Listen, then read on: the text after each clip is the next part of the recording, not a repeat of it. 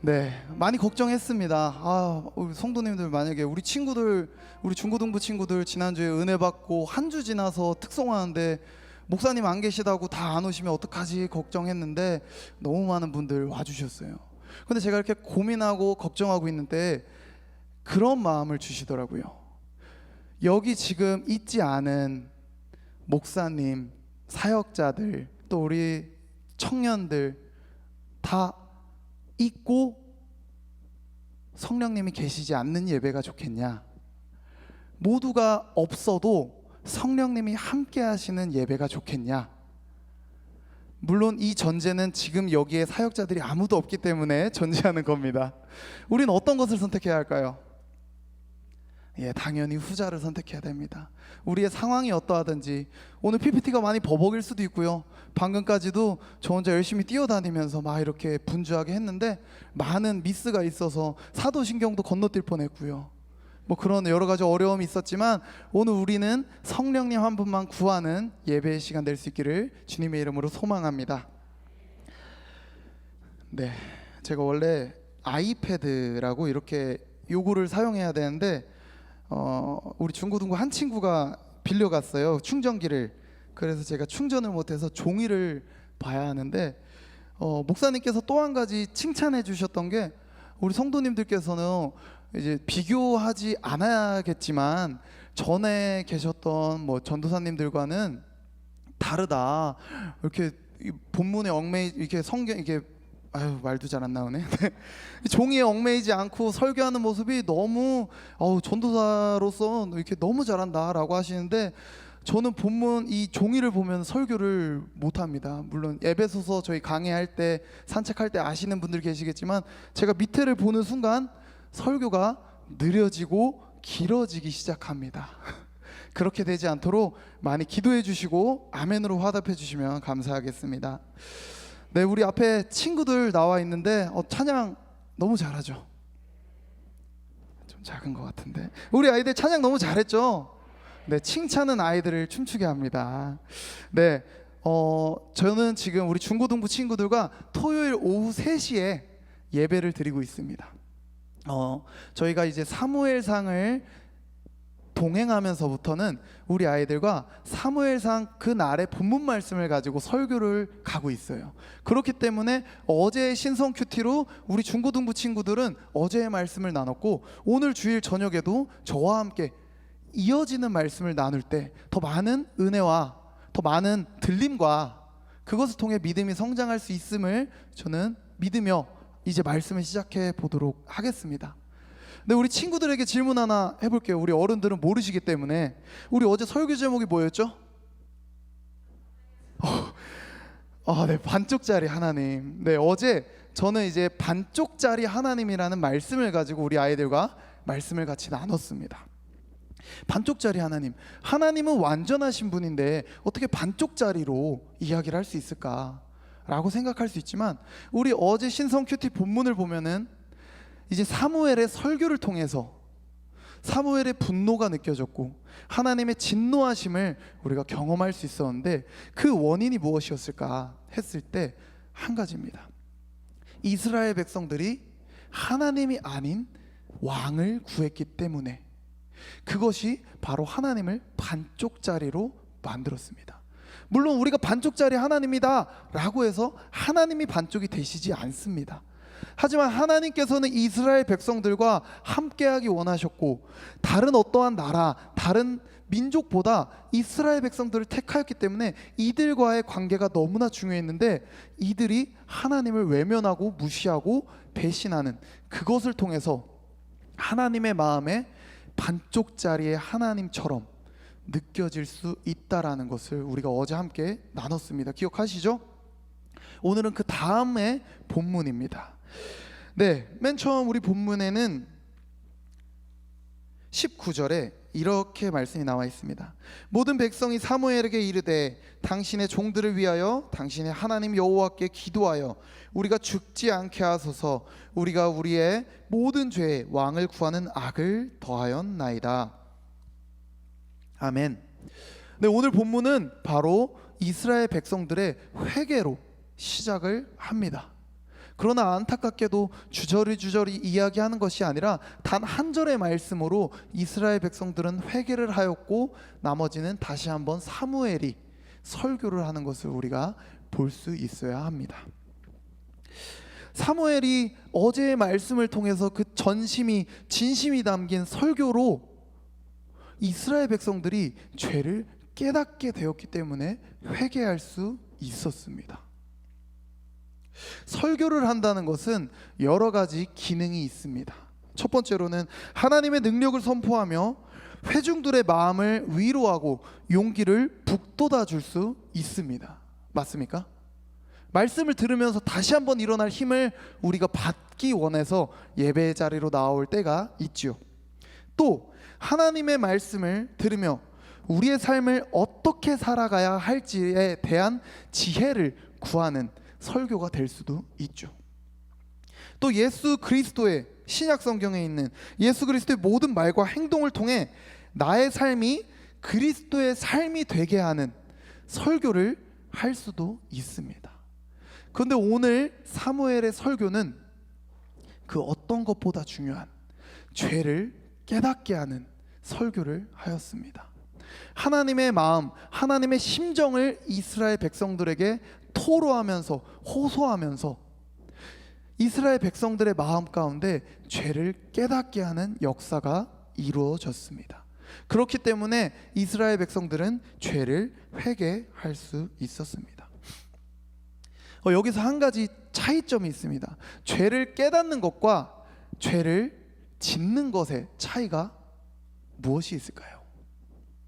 죄를 깨닫는 것, 그리고 죄를 짓는 것.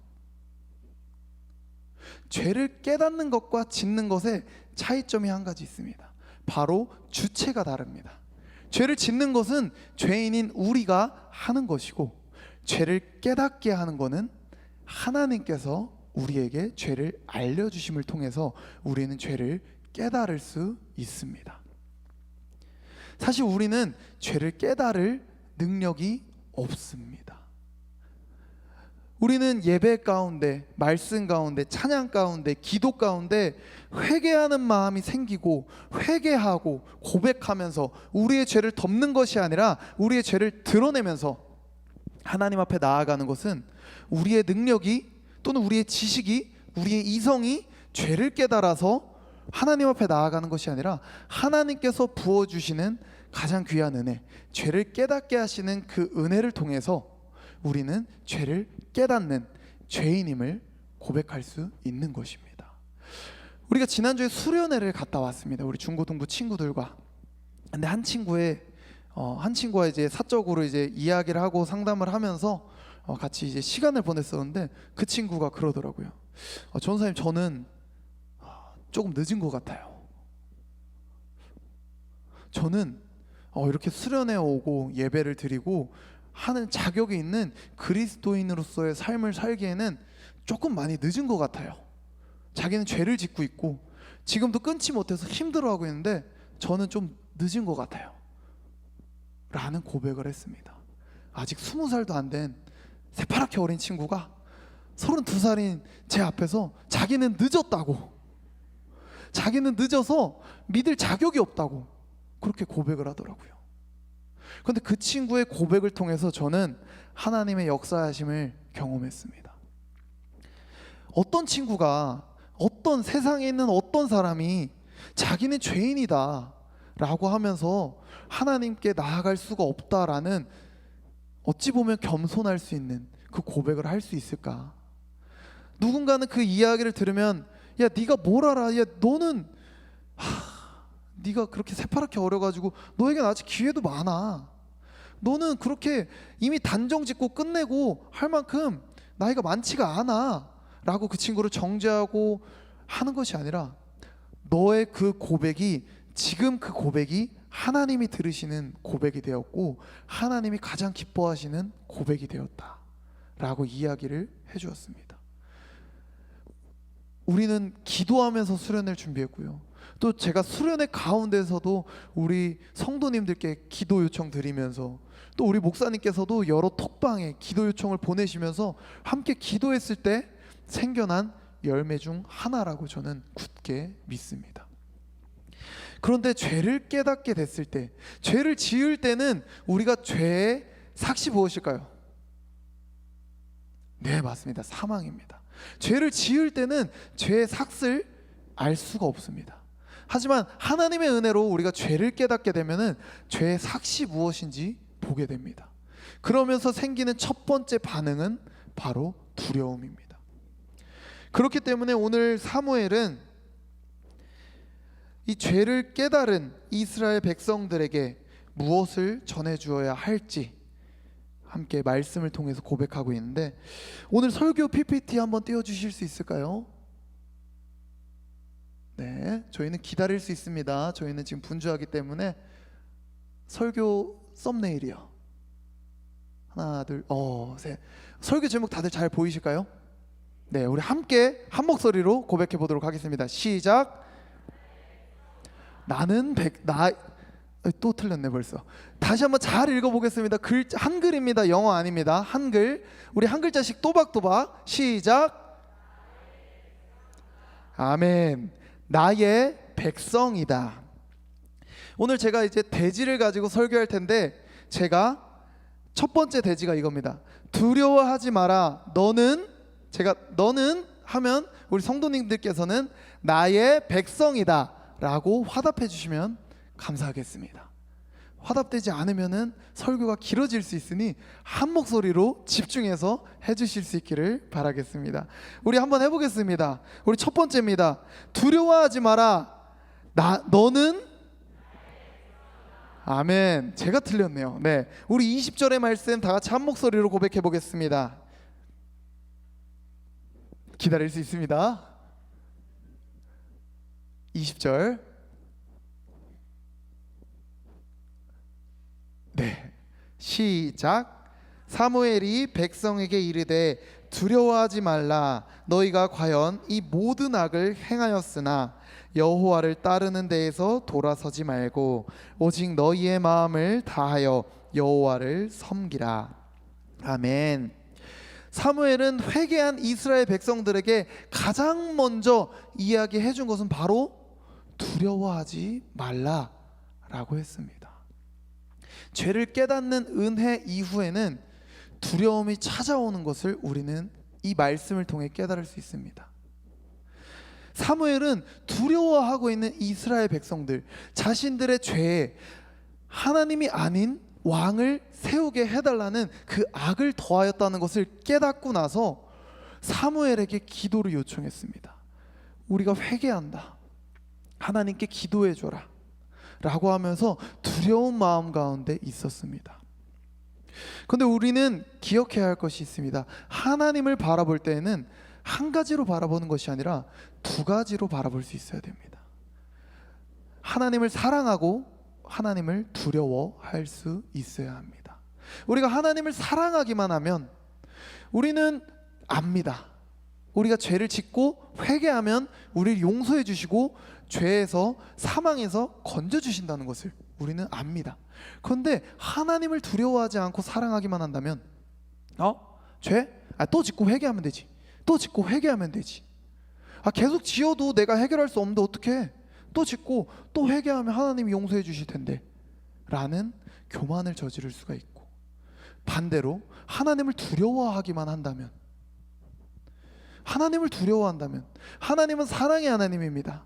우리가 어제의 본문 말씀 가운데 반쪽짜리 하나님을 만들었을지라도 하나님은 우리를 포기하지 않으시고 우리를 사랑 가운데 우리를 품어주시고 돌아오기만 한다면, 돌아오기를 기다리는 그 하나님의 사랑이 없이 진노의 하나님, 심판의 하나님, 공의의 하나님만 우리가 안다면 우리는 절대 신앙생활을 할 수 없습니다. 우리의 신앙생활은 유대인들처럼 오직 율법을 지키기에 힘을 쓰고 그렇게 살기만을 소망하는 반쪽짜리 신앙이 될 수 있습니다. 그렇기 때문에 사무엘은 두려워 떨고 있는 이 이스라엘 백성들에게 두렵지 않기를 바라는 마음에 두려워하지 말라 고백하면서 그들에게 위로를 더해 주었습니다. 우리의 신앙생활 가운데에도 하나님을 두려워하기만 해서 우리의 죄를 깨닫게 해주시는 그 은혜를 받은 이후에 나의 죄가 너무나 더럽고 추악해서 너무나 두려워서 똑같은 죄를 또 지을까봐, 또다시 왕을 세우게 해달라고, 또다시 하나님 앞에 죄를 지을까봐 두려워하여 단 한 걸음도 하나님 앞에 나아가지 못할 것을 염려하고 있지는 않으신지 우리가 돌아볼 수 있어야 됩니다. 하나님을 바라볼 때는 사랑의 하나님, 그리고 두려움의 하나님, 공의의 하나님, 우리가 그것을 균형 있게 가져갈 수 있는 신앙을 유지할 수 있어야 합니다. 두 번째입니다. 돌아서지 마라. 너는, 다시 한번 하겠습니다. 돌아서지 마라. 너는, 아멘. 제 21절 읽도록 하겠습니다. 돌아서서 유익하게도 못하며 구원하지도 못하는 헛된 것을 따르지 말라. 그들은 헛되니라. 아멘. 제가 조금 전에도 이야기를 했습니다. 사람이 죄를 짓고 사랑의 하나님만 기억한다면 또 죄를 짓고 또 죄를 짓고 점점 무뎌집니다. 그러다가 그 죄가 익숙해지고 나중엔 타협하게 되고 그 죄와 하나가 됩니다. 사무엘은 두려워하지 말라라고 안심시키면서 동시에 돌아서지 말라라고 경고를 하고 있습니다. 베드로후서 2장 21절에 말씀이 있습니다. 의의 도를 안 후에 받은 거룩한 명령을 저버리는 것보다 알지 못하는 것이 도리어 그들에게 나으니라. 아멘. 이 말씀이 어떤 말씀일까요? 여기 있는 모든 성도님들과 우리 학생들, 하나님을 믿으시죠? 예수님께서 우리를 위해 죽으셨다는 그 복음을 믿으시죠? 예수님께서 부활하셔서 그 악한 세력을 무찔렀다는 것도 믿으시죠? 그럴 때에는 우리 절대로 돌아설 수 없다는 것입니다. 베드로 후서의 말씀에 차라리 아예 알지 못하던 때가 믿고 나서 돌아서는 것보다 낫다라고 이야기를 하고 있습니다. 그러나 여기 있는 모든 성도님들은 이미 하나님을 아시네요. 하나님을 믿으시네요. 그렇다면 돌아설 수 없겠죠. 사무엘도 이스라엘 백성들에게 동일하게 이야기한 것입니다. 너희가 지금 이렇게 회개했는데 다시 돌아서지 않기를 바란다. 그 죄악 가운데 어떠한 상황이 너희에게 있는지 너희가 누구보다 잘 알기를 바라고 다시 돌아서는 죄를 범치 않기를 바란다 라고 이야기를 해주고 있습니다. 저는 중고등부 사역을 하는 가장 큰 이유 중 하나는 우리 친구들이 딱 한 번만, 특히 이런 여름, 겨울 또는 우리가 가끔씩 진행하는 무별다움 1일 집회를 통해서 열심히 기도하고 열심히 말씀 읽고 통성으로 기도하면서 딱 한 번만 만나기를 바라는 마음에 중고등부 사역을 합니다. 딱 한 번만 만나면 더 이상 내가 할 일은 없다.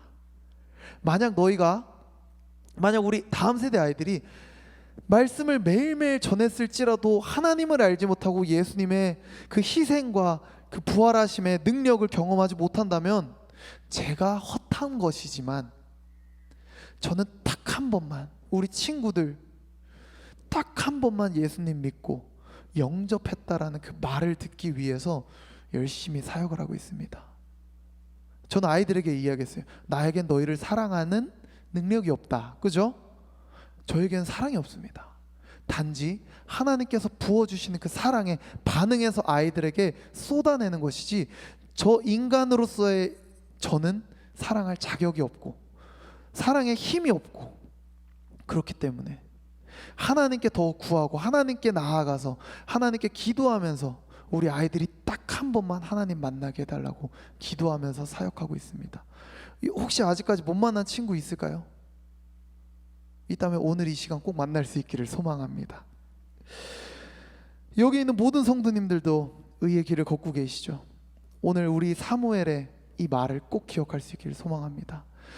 우리는 이 시간 다 압니다. 내가 이 예배의 자리 가운데 은혜가 풍성하고 성령의 충만함을 받았을지라도 돌아가는 그 발걸음에 운전하다가 옆에서 차가 끼어들면 욱하는 마음이 생기고 욕이 튀어나올 수도 있고 그 사람을 증오하는 마음이 생겨서 보복운전을 할 수도 있고, 또는 집에 돌아가는데 나의 자녀가 또는 나의 아내와 또 남편이 나를 화나게 하면 또다시 죄를 짓는다는 것을 우리는 압니다. 그럼에도 불구하고 우리는 이 사무엘의 말 통해서 돌아서지 말아야 한다는 것을 굳게 붙잡고 돌아갈 수 있기를 소망합니다. 아멘. 세 번째입니다. 나의 기쁨이 되는 너는, 아멘. 22절의 말씀 제가 읽도록 하겠습니다.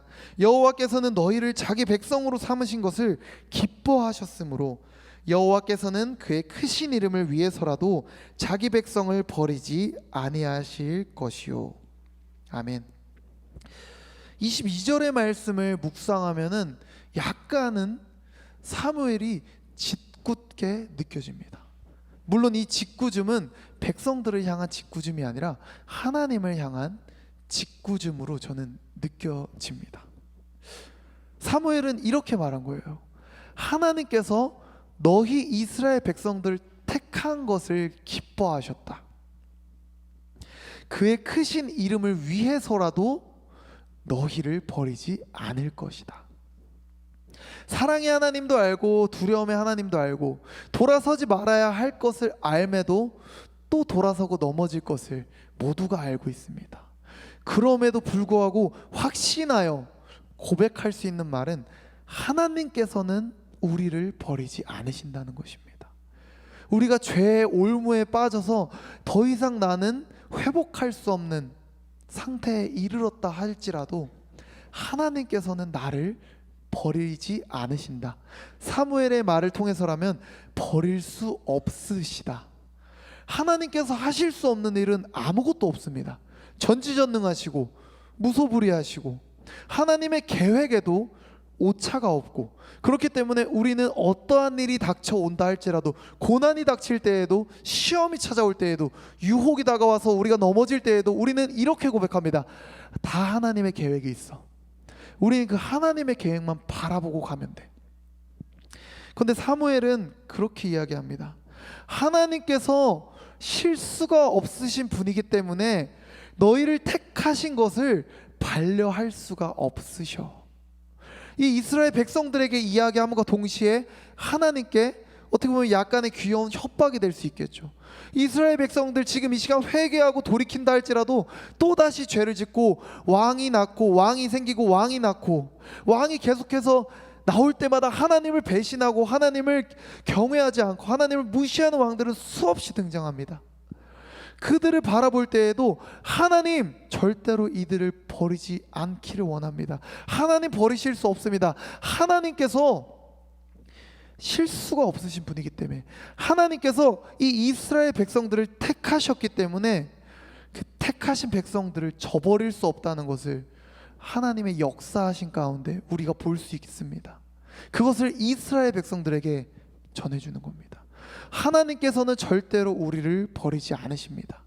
우리가 죄에 빠져서 허덕인다 할지라도, 우리가 죄 때문에 숨을 쉴 수 없을 때에도, 우리가 영적인 호흡을 할 수 없을 때에도 하나님은 우리가 오전의 말씀처럼 애통하는 마음으로 그 스플랑크니 조마이처럼 창자가 끊어지는 아픔을 가지고 기다리시지, 차라리 선진 문물 갖고 있고 조금 더 빠릿빠릿하고 차라리 블레셋 암몬 족속 데리고 다시 한번 택해서 이들 데리고 하나님의 역사하심, 하나님의 나라 이루어야겠다라고 하실 분이 아니라는 것을 오늘 말씀을 통해서 깨달을 수 있기를 소망합니다. 하나님께서는 우리를 저버릴 수 없다는 것, 사무엘의 이 짓궂은 말이 사실은 하나님의 스스로 가치심이라는 것을 우리가 기억할 수 있길 바랍니다. 하나님께서는 스스로 이스라엘 백성들을 택하시고 절대로 버리지 않으실 것을 스스로 약속하시면서 하신 것입니다. 자신을 제한하는 그 모습, 예수 그리스도를 독생자를 이 땅 가운데 보내신 것처럼 하나님께서는 자신의 실수 없으심을 드러내시면서 자신의 전지전능하심을 드러내시면서 절대로 이스라엘 백성들을 포기하지 않으실 거라는 것을 오늘 말씀을 통해서 우리에게 말씀해 주시고 계십니다. 마지막입니다. 너희를 위하여 기도하기를 쉬지 않았다. 너는 아멘. 23절 24절 말씀 읽도록 하겠습니다. 나는 너희를 위하여 기도하기를 쉬는 죄를 여호와 앞에 결단코 범하지 아니하고 선하고 의로운 길을 너희에게 가르칠 것인즉 너희는 여호와께서 너희를 위하여 행하신 그 큰 일을 생각하여 오직 그를 경외하며 너희의 마음을 다하여 진실이 섬기라. 아멘. 사무엘은 앞선 설교의 말씀 가운데 자신의 무흠함을 드러냈습니다. 사무엘은 그렇게 이야기했죠. 여호와 하나님 앞에, 하나님께서 기름 부으신 사울 앞에, 또 그리고 여기 있는 모든 백성들 앞에 내가 사역하는 동안에, 내가 어렸을 때 성전에, 내가 그곳에 들어갔을 때부터 지금까지 너희 앞에 죄를 범한 적이 있느냐 라고 이야기를 했었습니다. 그것을 통해서 그 말씀이 지금 오늘의 말씀과 이어진다면은 사무엘은 다른 어떠한 죄보다 기도하기를 쉬는 죄를 범치 않았다는 것을 우리는 알 수 있습니다. 우리가 어제 우리 중고등부 아이들과 나눴을 때 설교 가운데는 반쪽짜리 하나님이라고 했습니다. 근데 우리가 이 말씀을 다시 한번 되새겨 본다면 지금 설교하고 있는 이 사무엘의 입장을 우리가 조금은 알아갈 수 있을 것입니다. 말씀을 전하는 사무엘, 이 이스라엘 백성들을 이끌어가는 사무엘, 사실 왕을 달라라고 했던 것은 사무엘이 고백했던 것처럼 나는 이제 나이가 많고 노쇠하여서 이제 은퇴를 앞두고 있다 라는 그 말을 통해서 배신감이 들지 않았을까요? 우리 친구들과는 어제 그렇게 이야기했어요. 수련회 때 정말 뜨거운, 정말 언변의 은사가 있으신 목사님들, 선교사님 오셔서 말씀을 전했다. 그런데 그 말씀 한 번 듣고 나서 토요일 날 전도사님, 우리 아까 기도했던 친구가 회장입니다. 그리고 또 우리 효주가 이렇게 있어요. 제가 이렇게 비유를 했거든요. 효주가 선교사님의 설교를 듣고, 설교 정말 재밌었거든요. 막 베드로 선배님 막 하면서 베드로를 우스꽝스럽게 만들면서 정말 임팩트 있게 빵 치는 그 설교를 하면서 우리 효주가 우리 지원이에게 언니, 나는 우리 김성규 선교사님 설교가 너무 좋아서 우리 이본영 전도사님은 그냥 버리고 김성규 선교사님 따라갈래 라고 했을 때 저의 마음이 어떨까요? 다른 왕을 달라고, 저 열심히 잘 이끈다 라고 생각했는데 가장 옆에서 열심히 도와주고 있는 효주가 한 번의 설교, 그 한 번의 설교 듣고 우리 김성규 선교사님 얼굴도 잘생기시고 키도 크시고 토요일마다 보는 전도사님은 쭈구리 같고 쭈꾸미 같고 그 얼굴 못 보겠다, 나는 말씀 잘 전하시는 김성규 선교사님 말씀 들어야지 라고 했을 때 저의 마음은 어땠을까요? 그렇게 말했다는 건 아니고요, 저의 마음은 어떠할까요? 사무엘도 동일했을 겁니다.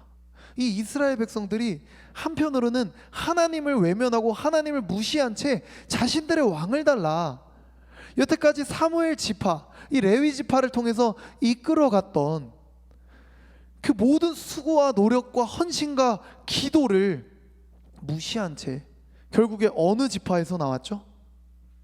사울이 어느 지파죠? 베냐민 지파.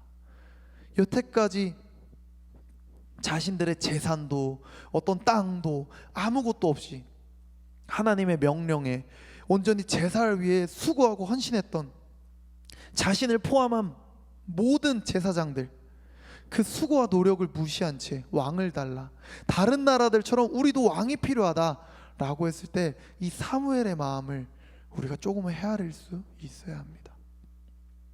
얼마나 배신감이 들었을까요? 얼마나 억울했을까요? 분명히 내가 너희 앞에 죄를 저지르고 단 하나의 상처 한 번 내지 않고 죄를 짓지 않고 너희를 섬기면서 너희를 이끌면서 지금까지 왔는데 이제 와서 왕을 달라고? 라고 하지 않고 이 사무엘은 끝까지 이렇게 이야기합니다. 나는 너희를 위하여 기도하기를 쉬는 죄를 범하지 않았다. 사무엘의 직업은 세 가지였습니다. 사사였고, 마지막 사사죠. 사사였고, 제사장이면서 선지자였습니다. 저는 조금 전에 그걸 느꼈어요. 방송실에 우리 이슬 전도사님 계신데 PPT 하고 있어요. 그래서 저는 지금 이 아이패드 들고 막 우리 찬양팀 할 때 막 소리 체크하고, 그러면서 막 원래라면 설교하면은 이렇게 자리 딱 앉아서 기도하면서 준비하는 그 시간이 있어야 되는데 끝까지 특송까지 했어요. 너무 분주한데 이 분주한 가운데서도 사무엘은 기도하기를 쉬는 죄를 범하지 않았다는 것입니다. 자신의 직업이 어떠하든, 자신의 분주함이 어떠하든, 자신이 얼마나 힘들든 그것보다 중요한 것은 이 이스라엘 백성들을 위해서 기도하기를 쉬는 죄를 범하지 않았다는 것입니다. 어떻게 그럴 수 있었을까요? 쉬지 말고 기도하라라는 말, 우리가 너무나 잘 알고 있지만 가장 어려운 말, 그 맨날 교회에서 살아야 되나? 40일 특세를 1년 365일 총 9번을 해서 360일을 채워야 되는 건가?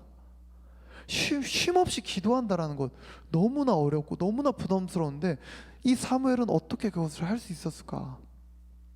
첫 번째는 하나님을 너무나 사랑했기 때문에 하나님께 받은 그 사랑이 이들에게 전해지지 않을 수 없기 때문에 이들을 위하여 기도할 수밖에 없었던 것입니다.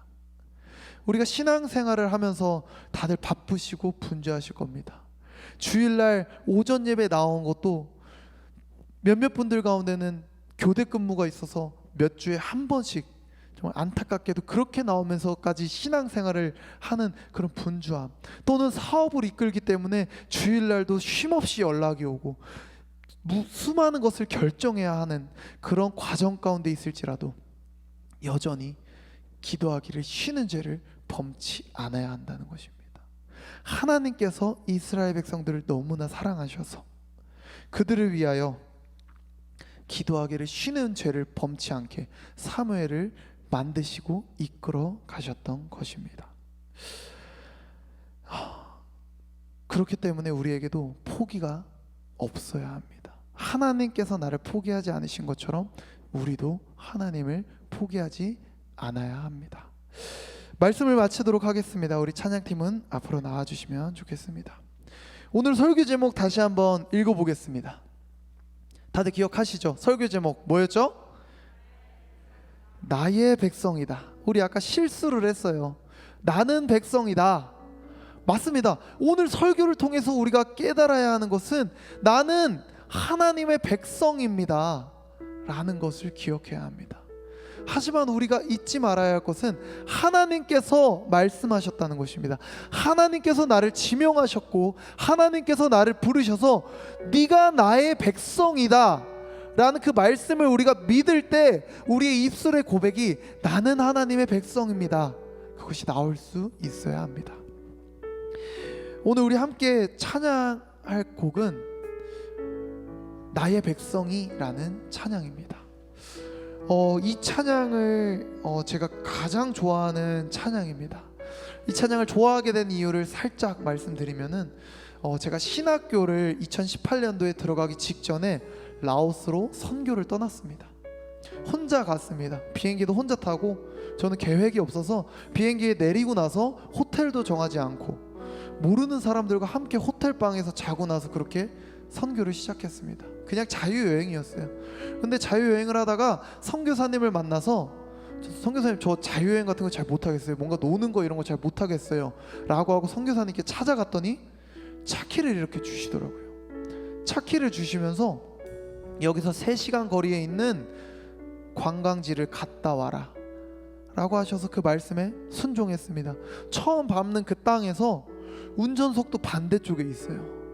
다들 아시죠? 일본 가면 운전이 어려우신 거. 근데 그렇게 운전을 하고 가면서 찬양을 하나 들었는데 바로 이 찬양이었습니다. 찬양에 가서 한번 띄워주실 수 있을까요? 네, 나의 백성이 다 겸비하여 내게 기도하며 나의 얼굴을 구하여서 그 악한 길 떠나면 하늘에서 듣고 죄를 사하며 그들의 땅을 고치리라. 우리 후렴 넘어가 주실까요? 네. 아버지여 고쳐주소서, 이 나라 주의 것 되게 하소서. 주 하나님 간절히 기도하오니 상한 이 땅 새롭게 하소서. 선교사의 마음이 있어서 선교를 간 것은 아니었지만 불교 국가인 그 라오스 땅을 밟으면서 운전하면서 모르는 경치를 보면서 모르는 사람들을 보면서 하나님께서는 무수하게 정말 넘치도록 마음을 부어주시더라고요. 이 찬양의 가사가 그냥 찬양의 가사가 아니라 나의 고백으로 바뀌는 것을 경험했습니다. 운전하면서 눈물이 나오는데 그거를 멈출 수가 없더라고요. 하나님께서 이 불교 국가로서 기독교가 공인되지 않아서 불교를 믿으면, 불교가 아니라 기독교를 믿을 때, 예수 그리스도를 믿을 때 핍박이 너무 심해서 선교사님 자신도 선교사라고 하지 않고 그냥 사업체의 사장처럼, 교육기관의 원장처럼 그렇게 숨기면서 사역하는 그 땅 가운데 하나님께서 이 땅에 있는 이 민족의 사람들이 나의 백성이다, 그것을 본영아 네가 알았으면 좋겠다. 그 찬양을 그렇게 고백했습니다. 우리가 오늘 말씀을 정리할 때, 우리의 말씀을 다시 한번 되새길 때 기억해야 할 것 한 가지는 딱 이겁니다. 하나님께서는 우리에게 너는 나의 백성이다. 네가 어떠한 죄 가운데 빠져 있을지라도, 네가 어떠한 어려움 가운데 처해 있을지라도, 하나님이라도 이 정도의 죄를 지었으면은 포기하시겠지라는 혼란한 마음을 줄 때에도 하나님께서는 너는 나의 백성이다, 나는 절대로 너를 포기할 수 없다, 스스로를 가두면서까지 포기하지 않으실 것이다, 그렇게 사랑을 확증시켜 주시는 하나님이 나의 하나님, 나의 왕임을 기억하며 나아갈 수 있기를 소망합니다. 나의 백성이 다 겸비하여 내게 기도하며 나의 얼굴을 구하여서 그 악한 길 떠나며 하늘에서 듣고 죄를